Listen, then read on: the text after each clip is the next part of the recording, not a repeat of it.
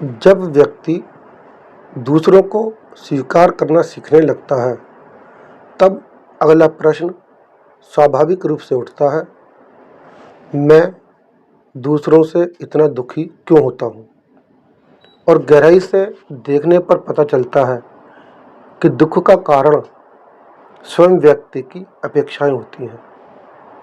जब अपेक्षाएं टूटती हैं, तब चोट लगती है, और जब चोट लगती है, तब मन में शिकायत और क्रोध पैदा होता है। और जब शिकायत और क्रोध बार बार बढ़ते हैं, तब जीवन की शांति धीरे धीरे समाप्त होने लगती है। ओम नमो नारायण। शाश्वत ज्ञानोदय परिवार में आप सभी का हार्दिक स्वागत है।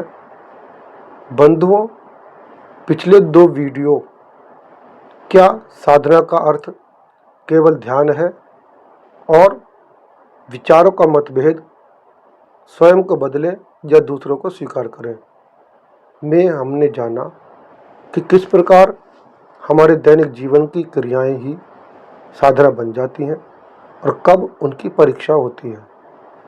उसी श्रृंखला में आज हम जानेंगे हमारी अपनी अपेक्षाएं किस प्रकार दुख का कारण बनती हैं और कैसे इस दुख से बचा जाए। बंधुओं, सबसे पहले हम जानेंगे मानव जीवन में अपेक्षाएं क्या हैं और ये जीवन को कैसे प्रभावित करती हैं। फिर स्वयं को इनसे प्रभावित होने से कैसे बचें। बंधुओं, यदि आपने इस चर्चा को अंत तक ध्यानपूर्वक सुना तो संभव है कि जीवन के अनेक दुखों का एक महत्वपूर्ण कारण आपको स्पष्ट दिखाई देने लगे। अपेक्षाएं क्या है?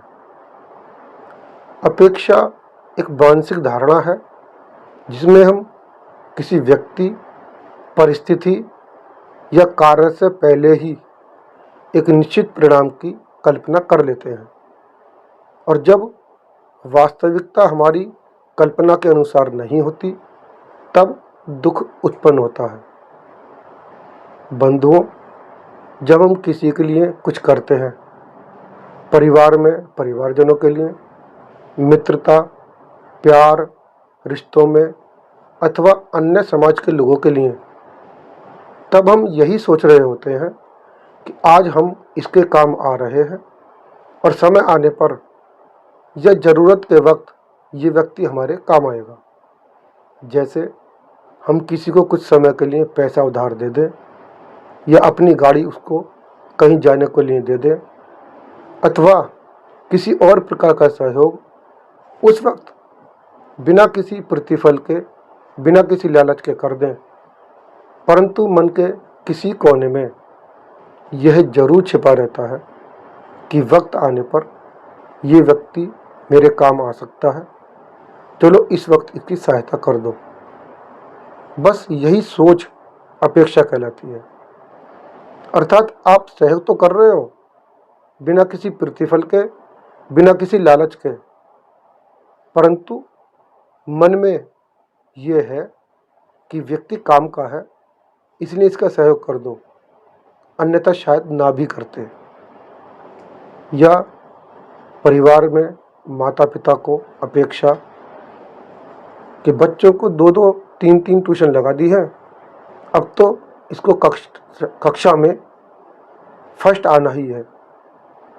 इससे क्या होगा? एक तरफ बच्चे पर दबाव कि यदि क्लास में फर्स्ट न आया तो घर वाले मारेंगे, उसका स्वाभाविक विकास पर प्रभाव। दूसरा, आपकी आवश्यकता से अधिक धरातल से ऊंची अपेक्षाएं कि अब तो फर्स्ट आना ही चाहिए, या दुकान में खूब पैसा लगा दो तो खूब चलेगी, मोटी कमाई होगी। यही अपेक्षाएं हैं। बंधुओं, एक बात समझनी होगी, परिवार के भरण पोषण के लिए धनोपार्जन या बच्चों को अच्छी शिक्षा दिलाना माता पिता का कर्तव्य है। परंतु परिणाम को पूरी तरह नियंत्रित करना उनके हाथ में नहीं है। और यही अपेक्षाएं दुख का असली कारण है। जब आप किसी कार्य के आरंभ करने से पहले ही परिणाम को पूरी तरह अपने पक्ष में मान लेते हो और परिणाम इससे कम आए तो क्या होगा? दुख होगा।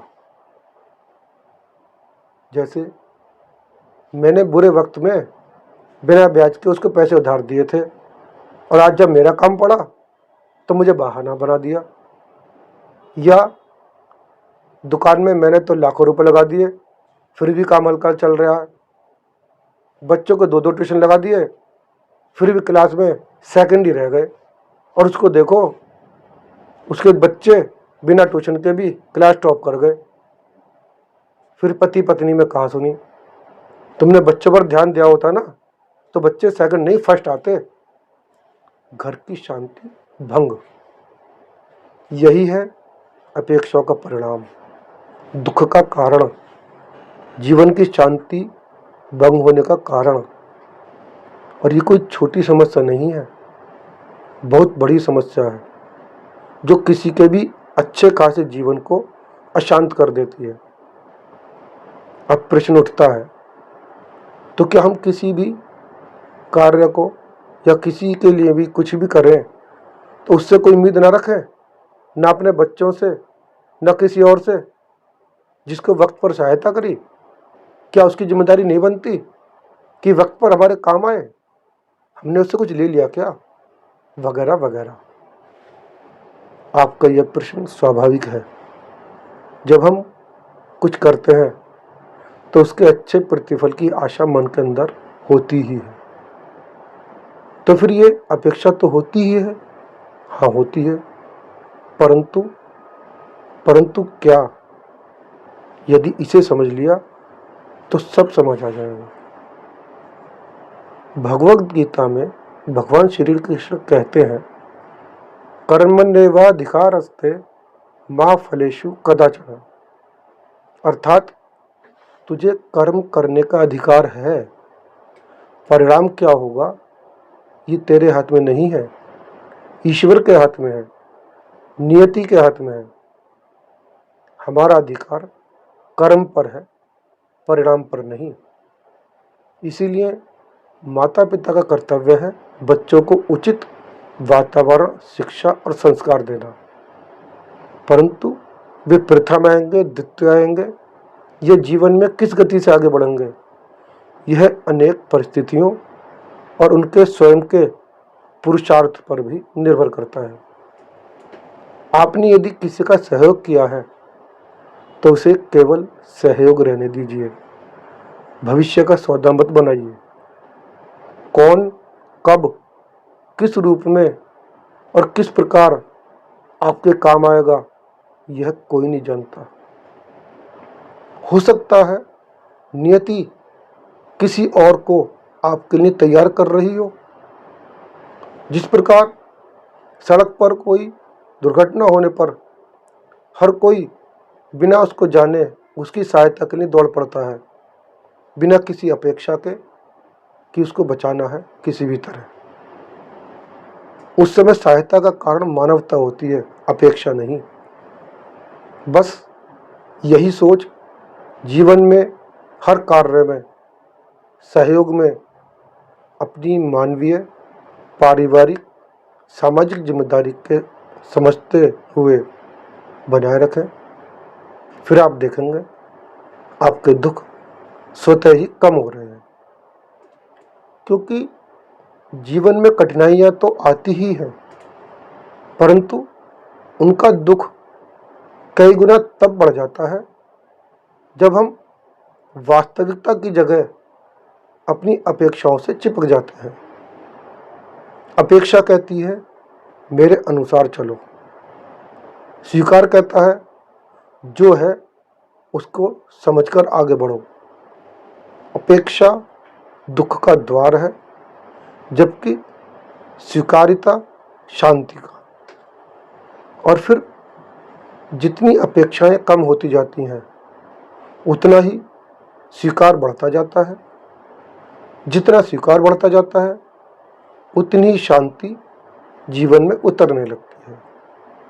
और बंधुओं, यही जीवन की वास्तविक साधना भी है। कर्म करना, प्रेम करना, अपनी जिम्मेदारियां निभाना, परंतु परिणामों और अपेक्षाओं के बंधन में न फंसना। आशा है आज की चर्चा आपके जीवन के लिए परिवर्तनकारी रहेगी और ऐसी ही अच्छी चर्चाओं को आप अपने लोगों के साथ, अपनों के साथ शेयर तो अवश्य ही करोगे, ताकि उनके जीवन में भी परिवर्तन आ सके, जिसका माध्यम नियति आपको बना रही है। ओम नमो नारायण।